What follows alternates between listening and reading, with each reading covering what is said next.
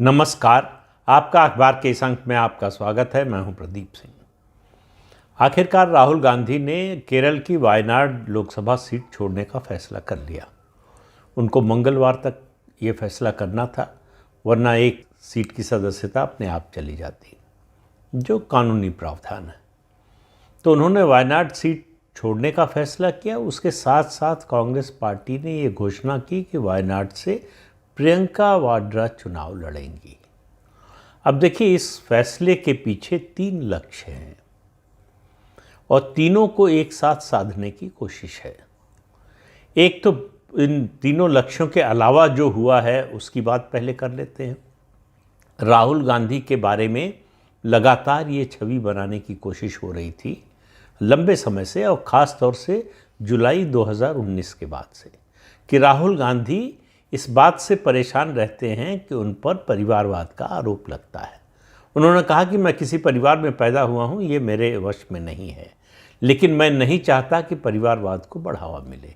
और आपको याद हो, जुलाई 2019 में जब उन्होंने कांग्रेस का अध्यक्ष पद छोड़ा था तो उन्होंने कहा था मेरे परिवार से कोई अध्यक्ष नहीं होना चाहिए, लेकिन ऐसा हुआ नहीं। 3-4 दिन बाद सोनिया गांधी कार्यकारी अध्यक्ष बन गई, लगभग 2.5 साल तक रही। उसके बाद मल्लिकार्जुन खड़गे नाम का एक जो है उनके नाम की कठपुतली खोज ली गई। पहले अशोक गहलोत को बनाने की कोशिश हुई, उन्होंने मना कर दिया। उसके बाद मल्लिकार्जुन खड़गे को राष्ट्रीय अध्यक्ष बना दिया गया। लेकिन मल्लिकार्जुन खड़गे के चुनाव को लेकर कोई टिप्पणी मुझे नहीं करना है। जैसे भी हुआ, वो कांग्रेस का जो सिस्टम है, जिस तरह से चुनाव होता है उस तरह से चुनाव हुआ और वो चुने गए। तो मानना चाहिए कि वो कांग्रेस के निर्वाचित अध्यक्ष हैं। लेकिन समस्या दूसरी थी।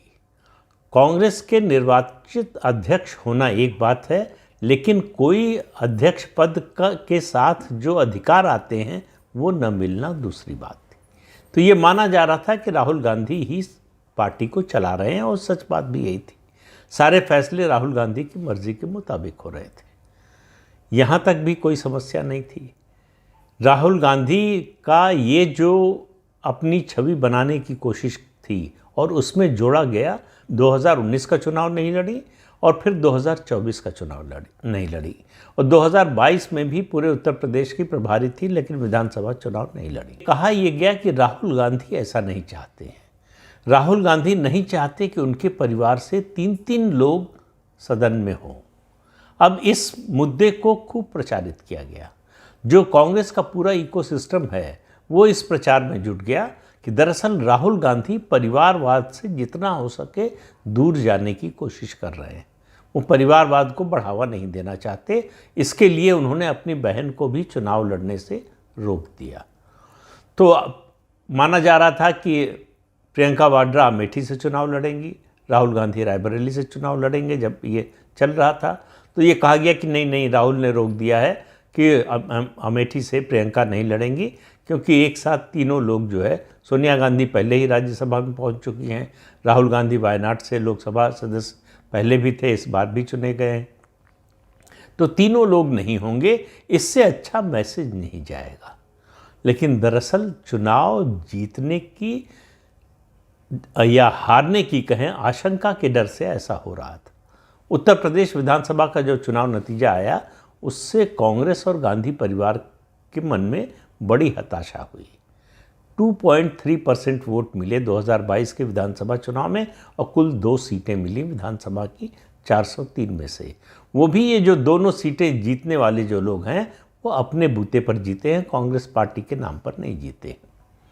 लेकिन इसके बावजूद जो है, भाई बहनों की ये इच्छा थी कि परिवार के सभी लोग जो आ सकते हैं, मुझे लगता है शायद इसका अपवाद रॉबर्ट वाड्रा ही हैं। हालांकि केरल में आजकल मजाक चल रहा है कि पलक्कड़ की सीट, विधानसभा सीट खाली हो रही है। प्रियंका चूँकि वायनाड से लड़ रही है तो पलक्कड़ से जो है रॉबर्ट वाड्रा को चुनाव लड़ा देना चाहिए, तो पूरा परिवार जो है राजनीति में आ जाएगा। लेकिन ये हंसी मजाक की बात है, ये कोई गंभीर बात नहीं है, तो इसलिए इस पर ज़्यादा चर्चा नहीं करेंगे। प्रियंका वाड्रा के आने का मतलब, जो लोग नहीं चाहते थे, कांग्रेस में ऐसा एक वर्ग है जो राहुल गांधी का करीबी भी माना जाता है, जो चाहता था कि प्रियंका संसदीय राजनीति में ना आए, संगठन के काम में लगी रहें। वो कैंपेन करें, वो संगठन का काम देखें, राज्यों का प्रभार देखें, लेकिन चुनावी राजनीति में ना आए। क्यों ना आए? क्योंकि ये आम धारणा है कांग्रेसियों में और कांग्रेस के बाहर भी कि प्रियंका राहुल गांधी से बेहतर स्पीकर हैं, बेहतर कम्युनिकेटर हैं, और वो जब सदन में होंगी और राहुल गांधी भी वहाँ होंगे तो वो ओवरशैडो कर जाएंगी राहुल गांधी को, और राहुल गांधी के नेतृत्व के लिए ये अच्छा नहीं होगा। लेकिन अब जो है वो स्थिति आ गई है। अब ये फैसला होना है, कांग्रेस में भी फैसला होगा। प्रियंका वाड्रा वायनाड से चुनाव लड़ने जा रही हैं, ये इसकी औपचारिक घोषणा कांग्रेस पार्टी की ओर से हो गई है राहुल गांधी के वायनाड की सीट खाली करने के बाद। तो अब राहुल गांधी ने वायनाड क्यों छोड़ा, रायबरेली क्यों नहीं छोड़ी? दो कारण। एक कारण तो जो है केरल के जो प्रदेश अध्यक्ष हैं कांग्रेस के, उन्होंने बता दिया, सुधाकरन ने। उन्होंने कहा कि वायनाड से एमपी बनकर राहुल गांधी देश का नेतृत्व नहीं कर सकते थे। मतलब छोटा सा प्रदेश है, वहाँ के एमपी होकर, वहाँ के जनप्रतिनिधि होकर पूरे देश का प्रतिनिधित्व नहीं कर सकते थे। ऐसी बात तो कोई मतलब कहीं संविधान में लिखी नहीं है, और व्यवहारिक रूप से भी ऐसा होना कोई मुश्किल नहीं है। तो ऐसा क्यों कहा गया? जो भी कह रहा था, जो लोग भी ऐसा मानते हैं, उनके दिमाग में उदाहरण प्रधानमंत्री नरेंद्र मोदी का था कि गुजरात जैसा राज्य, जहां से भाजपा जिस सीट पर भी चाहती प्रधानमंत्री नरेंद्र मोदी को खड़ा करती, और वो जीते भी, बड़ौदा से भी लड़े थे 2014 में, जीते भी, बड़े मार्जिन से जीत सकते थे, उनको प्रदेश छोड़ने की ज़रूरत नहीं थी। एक समय ये भी चर्चा चली थी कि गुजरात छोड़ने का गलत संदेश जाएगा।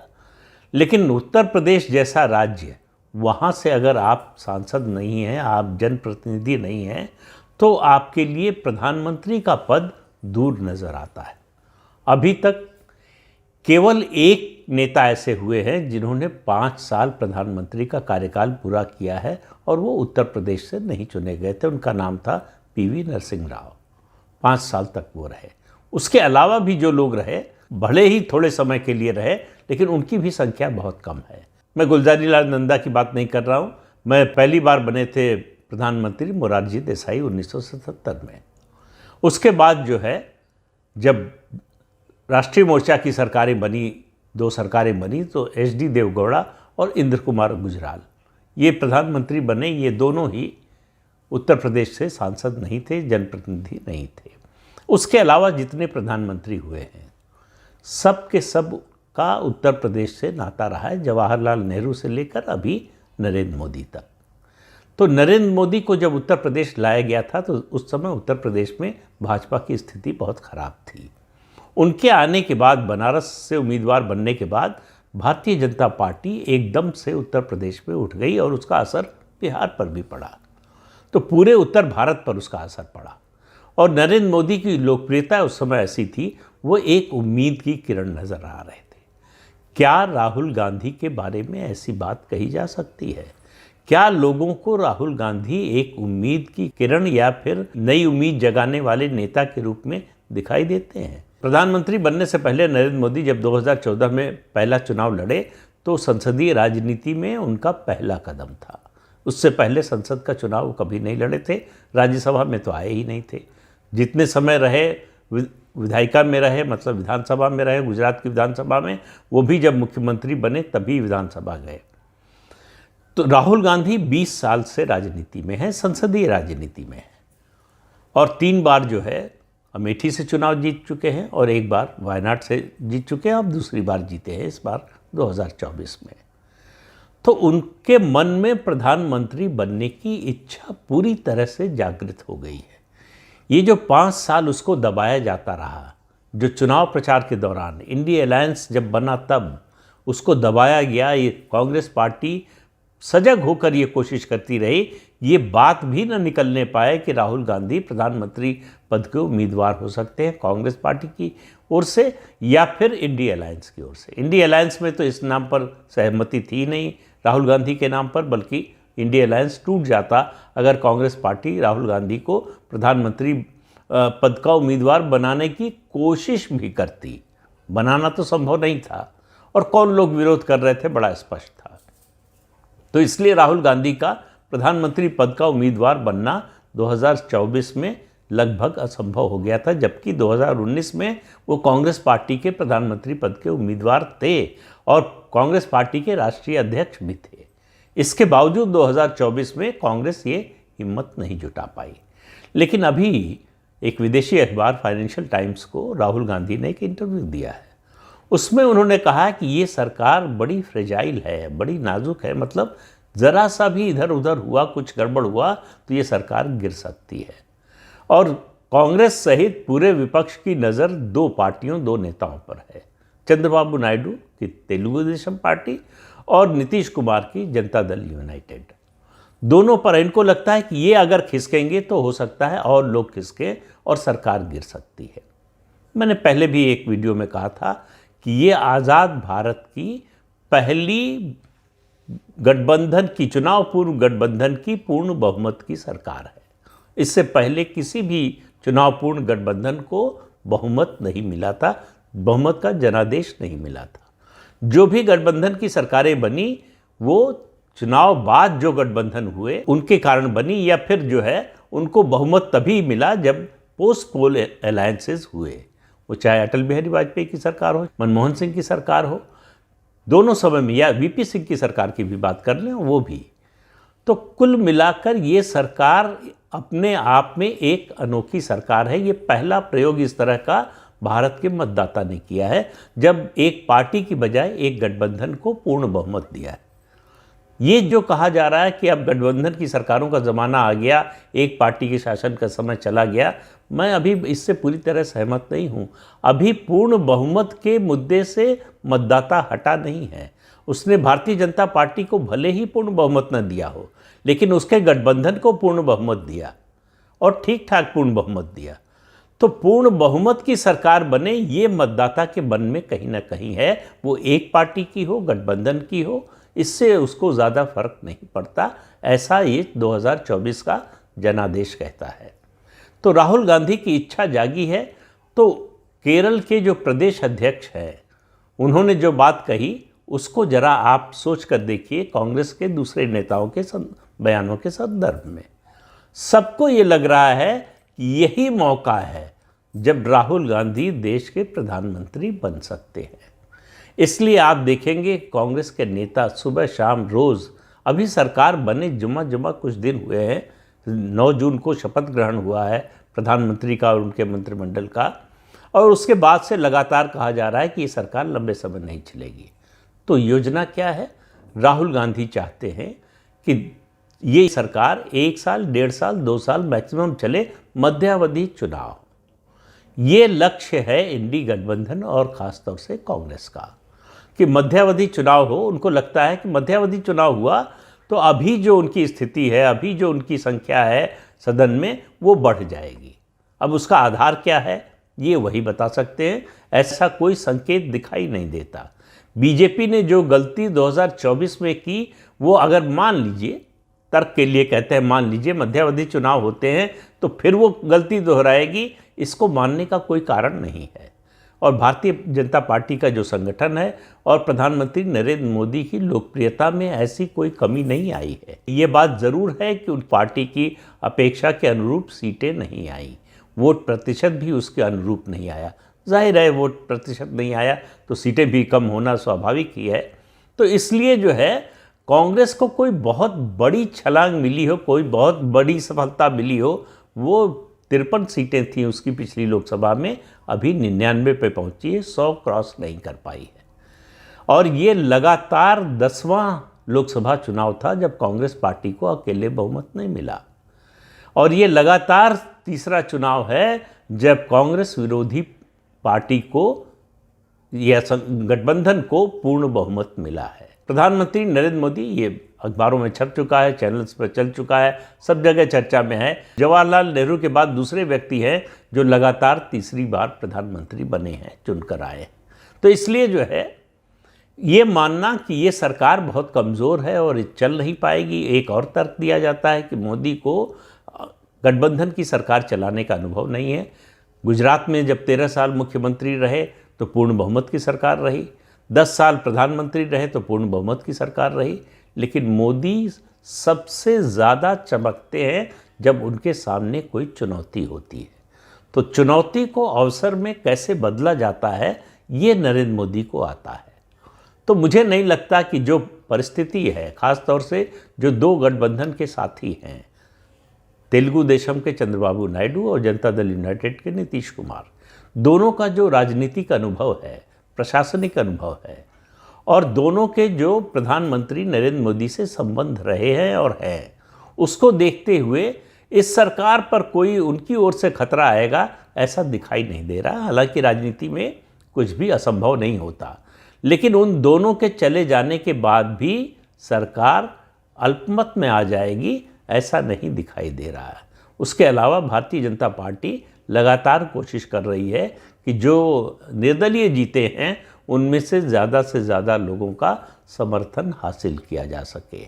और मुझे लगता है कि आने वाले समय में भारतीय जनता पार्टी एनडीए में कुछ और दलों को जोड़ने का प्रयास करेगी। जो तीसरा लक्ष्य जो है प्रियंका को केरल से, वायनाड से चुनाव लड़ाने का है, वो 2026 में विधानसभा के चुनाव होने वाले हैं। पिछली बार भी पिनराई विजयन सरकार के खिलाफ एंटी इनकम्बेंसी थी, लेकिन कांग्रेस उसका फ़ायदा नहीं उठा पाई। इस बार पिनराई विजयन के खिलाफ एंटी इनकम्बेंसी बहुत ज़्यादा है और ये उम्मीद की जा रही कि उसका फ़ायदा कांग्रेस को मिलेगा।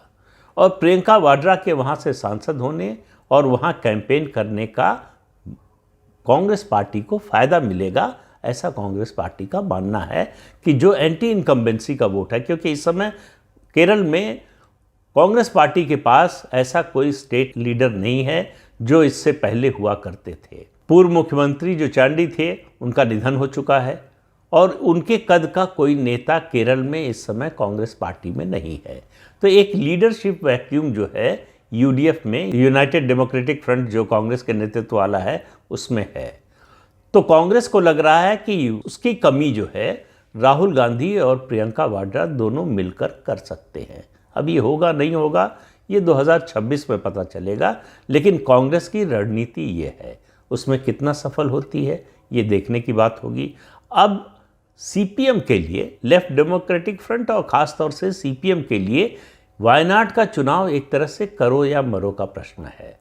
अगर प्रियंका वाड्रा वहाँ से जीतती हैं, जिसकी पूरी संभावना नज़र आती है, क्योंकि जीत जो है मुस्लिम वोटों पर निर्भर है और मुस्लिम मतदाता कांग्रेस के साथ है, तो इसलिए सीपीएम के वहाँ जीतने की कोई उम्मीद नज़र नहीं आती। लेकिन मुझे लगता है कि 2024 में जितनी ताकत सीपीएम ने लगाई थी, सीपीआई की उम्मीदवार एनी राजा वहाँ से उम्मीदवार थी, वो डी राजा की पत्नी हैं, सीपीआई के जो नेता हैं, महासचिव हैं, उनकी पत्नी हैं, उनको उम्मीदवार बनाकर जिस तरह से ताकत लगाई थी, मुझे लगता है उससे कई गुना ज़्यादा ताकत लगाने की कोशिश सीपीएम करेगी इस बाई इलेक्शन में। लेकिन पिनराई विजयन की जो स्थिति है, उनकी लोकप्रियता जितनी तेज़ी से घट रही है, बल्कि कहें जितनी तेज़ी से वो अलोकप्रिय हो रहे हैं, उसमें सीपीएम को या लेफ्ट डेमोक्रेटिक फ्रंट को ज़्यादा वोट मिलेंगे या ज़्यादा समर्थन मिलेगा, इसकी उम्मीद नज़र नहीं आती। और वायनाड में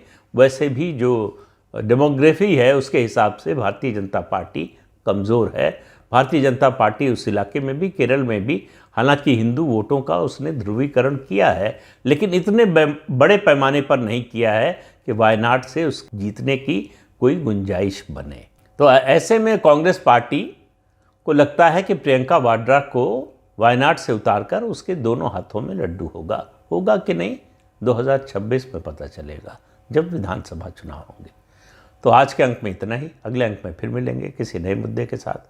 तब तक के लिए अनुमति दीजिए। आपसे अनुरोध है कि ये चैनल देखिए, शेयर कीजिए, लाइक कीजिए और सब्सक्राइब जरूर कीजिए। नमस्कार।